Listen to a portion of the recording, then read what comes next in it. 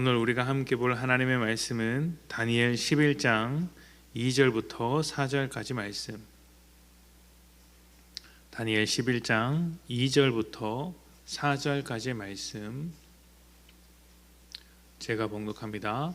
다니엘 11장 2절부터 4절입니다. 이제 내가 참된 것을 내게 보이리라.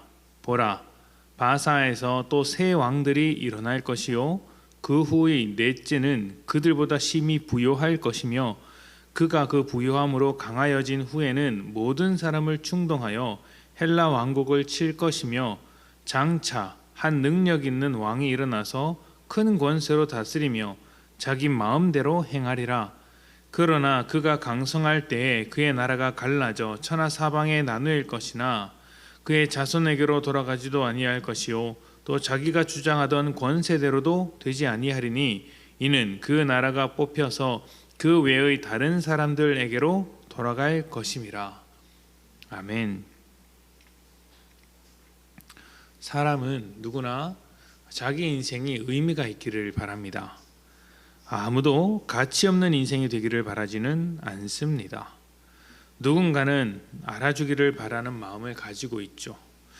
내가 밖에서 열심히 일하는 것은 가족들을 먹여 살리기 위한 것이죠.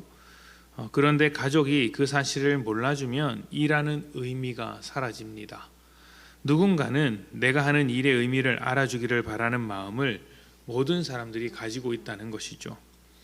그런데 만약 아무도 자기를 알아주지 않는다면 어떻게 될까요? 굉장히 낙심하게 됩니다. 내가 일해야 할 이유를 찾지 못하고 그냥 주저앉아 버리죠. 또 열심히 일한 결과 아무것도 얻지 못한다면 그 역시도 마찬가지입니다. 결실도 없고 알아주는 사람도 없으니 일하는 것, 살아가는 것에 대해서 어떠한 가치도 발견하지 못하고 모든 것을 허무하게 생각하게 됩니다. 많은 사람들이 오늘 우리가 살아가는 이 시대를 허무주의에 빠져있는 시대라고 이야기를 합니다. 가족을 위해 살아도 알아주는 사람이 없고 오히려 가족들끼리 갈등만 더 커지더라. 아버지는 아버지대로, 어머니는 어머니대로 인정받지 못하고 서로 고립되어 외롭게 살아갑니다. 그러니 가족을 위해서 살아갈 이유를 잃어버리게 되죠. 가족을 보고서도 허무함을 느끼더라는 것입니다. 청년들과 청소년들이 열심히 노력하는 것도 허무주의에 사로잡혀서 이 노력 자체를 외면하는 경우가 많습니다. 아무리 노력을 해도 교육 격차는 줄어들지 않고 빈부 격차는 점점 더 커집니다. 또 어떤 사람은 태어나면서부터 빌딩을 몇 채씩 가지고 있다 보니 노력으로는 더 이상 나아질 것이 없다고 섣불리 포기해버리는 것이죠. 이것도 청년 시절에 겪게 된 어떤 허무주의라고 할 수 있습니다. 허무주의는 굉장히 무서운 것입니다. 허무주의는 우리가 살아가는 이 귀한 삶을 무의미한 것으로 받아들이게 하고 지금 당장의 쾌락과 즐거움에만 집착하도록 만드는 경향이 있습니다. 사실은 굉장히 파괴적인 것입니다. 그런데 오늘 우리 시대가 이런 허무주의에 깊이 빠져 있으니 정말 안타깝다고 할 수 있는 것이죠.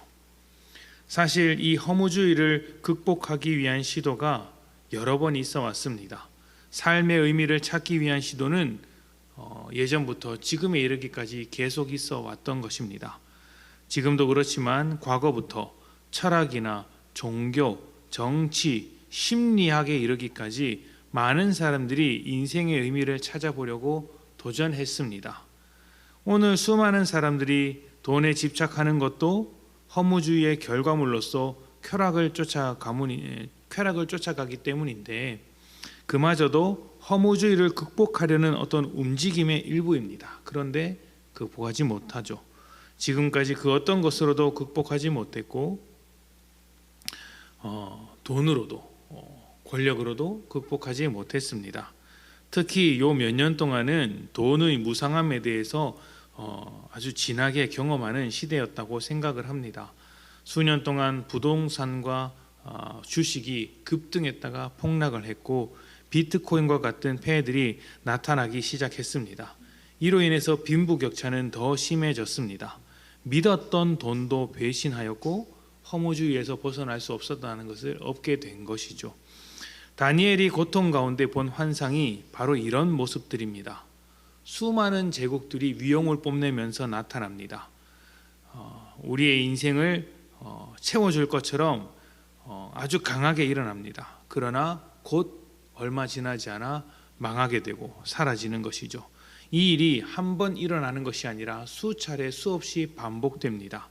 큰 권세를 가지고 자기 마음대로 하지만 결국 그 권세대로 되지 못하고 다른 사람들에게 빼앗기며 역사 속에서 흔적도 없이 사라지게 되는 것이죠. 왜 이렇게 될까요? 사람들이 인생의 의미를 찾으려고 그렇게 발버둥을 치고 노력하지만 그 어떤 것으로도 허무함을 벗어날 수가 없고, 또 권력과 권세를 가지고 큰 나라를 세워보고자 하지만 그 역시 오래가지 못하고 무너지게 되며, 물론 그 속에서도 의미를 찾지 못하는 이유가 무엇일까요? 문제의 근본적인 원인을 잘못 진단했기 때문입니다. 우리가 인생의 의미를 잃어버린 이유, 그래서 쾌락을 추구하고 살고 있는 이유, 권력을 추구하며 살고 있는 이유, 의미를 찾기 위해 시도했던 모든 일들이 수포로 들어갈 수밖에 없는 그 근본적인 이유를 잘못 찾고 있기 때문이죠. 그 모든 것의 이유는 바로 하나님과의 관계가 깨진 죄 때문입니다. 우리를 만드신 하나님을 잃어버렸으니 살아갈 이유를 발견할 수 없죠.